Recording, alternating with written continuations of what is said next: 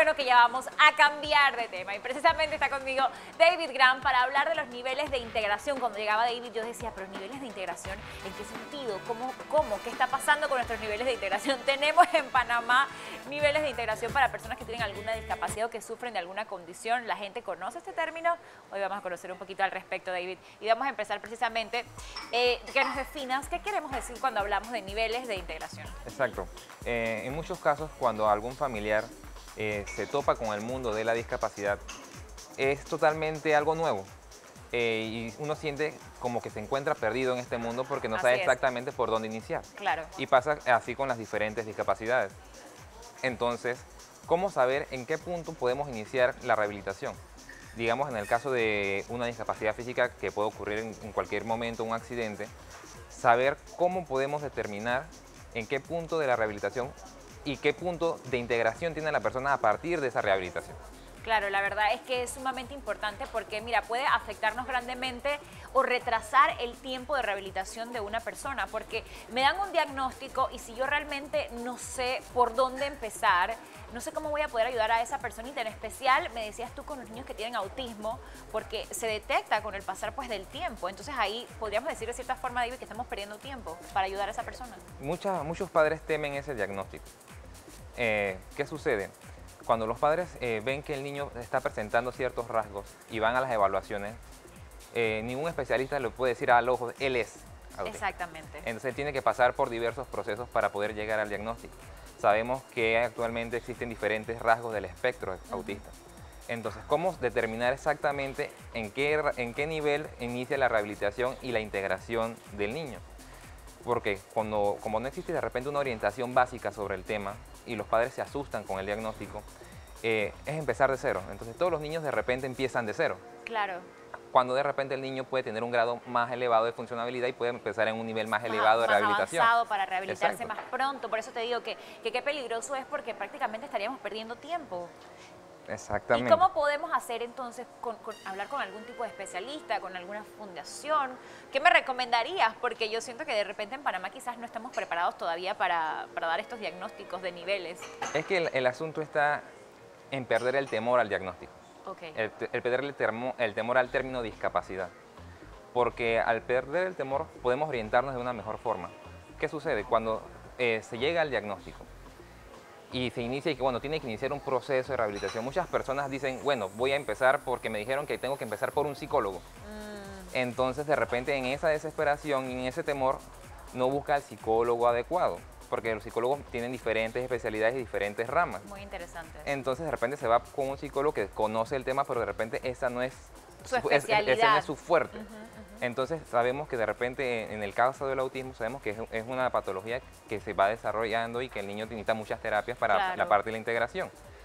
Pero sí, hay que entender que mucho de ese aspecto no es solo la parte psicológica, no es solo la parte, sino también hay que entender la parte, ¿cómo se diría?, de la personalidad del niño. Claro. Cómo el niño se integra con el especialista también para poder entonces adaptarse en las terapias. Entonces, ese aspecto de personalidad del niño influye mucho en su rehabilitación y también el aspecto del apoyo familiar. Porque si el niño percibe el temor de la familia, también se va a cohibir y entonces también retrasa. Entonces, ¿cómo saber cómo regular eso de acuerdo a los niveles que el niño presenta para una mejor integración?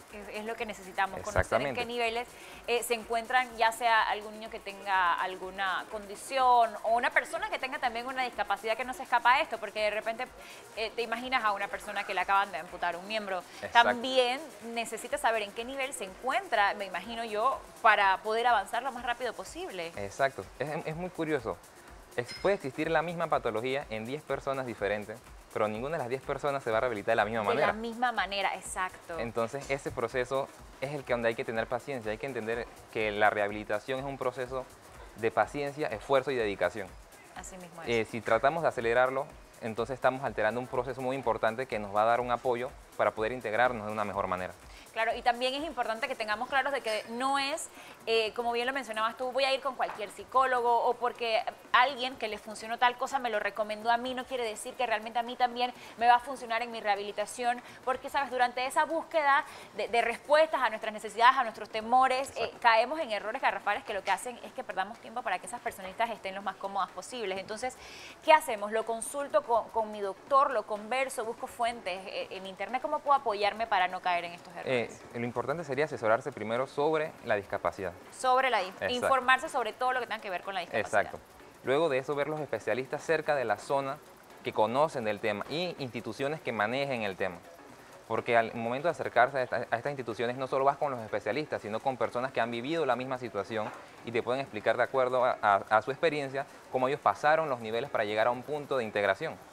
Exactamente. Y sabes que yo estaba pensando, me vienen a la mente esos niños que de repente dicen, ok, este niño no puede estar en una clase regular con el resto de los niños porque tiene algún tipo de condición, pero lo vamos a pasar a tal salón, que es el salón de aula especial, pero vemos que también ese niño allí no se está integrando de la manera correcta y es que no nos estamos dando cuenta que su nivel de integración pues de repente no va a la par con el resto de los niños y lo que estamos haciendo es un daño también porque el niño se va a sentir como que no puede encajar y creo que eso también habla un poco del tema de la inclusión también. Exactamente, es más, esos temas se están tocando mucho en las escuelas y se trata de implementar mucho lo que son los docentes integrales que pueden manejar este tipo de temas cuando el niño está presentando de repente algún tipo de aprendizaje a un ritmo diferente. Claro. Porque no podemos decir que porque el niño aprende diferente tiene una patología. De repente el niño tiene otro ritmo o de repente recibe otros estímulos y por lo tanto está desarrollando una manera de aprendizaje diferente. Y todos aprendemos en velocidades también diferentes, no podemos juzgar porque uno va más avanzado que el otro, no quiere decir que también sean menos inteligentes, sino que cada uno es diferente y es especial a su manera. Exactamente. Y me encanta que digas que todo básicamente va enlistado con la educación, porque cuando nos chocan cosas como estas en la vida, lógicamente todos nos ponemos como esa coraza de no quiero saber nada y ahí estamos perdiendo tiempo y ahí es donde necesitamos decir, vamos a aprender sobre esta condición, vamos a aprender qué podemos hacer con esta discapacidad para poder salir adelante. Nuestro país en temas de inclusión no es un país que esté muy avanzado, entonces nosotros tenemos que apoderarnos de las herramientas que tengamos necesarias para poder decir, voy a ayudar con toda esta persona que tengo conmigo, ya sea un adulto mayor o sea un pequeño, y vamos con educación a salir adelante y a buscar también hay muchas sociedades o, ¿cómo debo decir? Fundaciones que siempre están allí para tenderles las manos a las personas que dicen, sí, yo quisiera saber en qué nivel puedo apoyar a mi persona especial, quiero apoyarla, pero no sé cómo, entonces hay que apoyarse con este tipo de fundaciones. Claro, es muy importante la difusión del mensaje porque no puede ser que el mundo de la discapacidad sea totalmente desconocido al resto de la población. Entonces, si todos tuviéramos la orientación del tema de discapacidad, al momento de toparnos con esta situación, podríamos saber cómo manejarnos y poder integrar al familiar de la mejor manera. Pero si no prestamos atención o no conocemos el tema de lleno o lo ignoramos, ¿cómo saber en el momento de que estamos en esa realidad cómo orientarnos? ¿Cómo podemos orientarnos? Exactamente. Con educación, que es lo que necesitamos. David Grant con nosotros hablando de nuestro Gracias. segmento.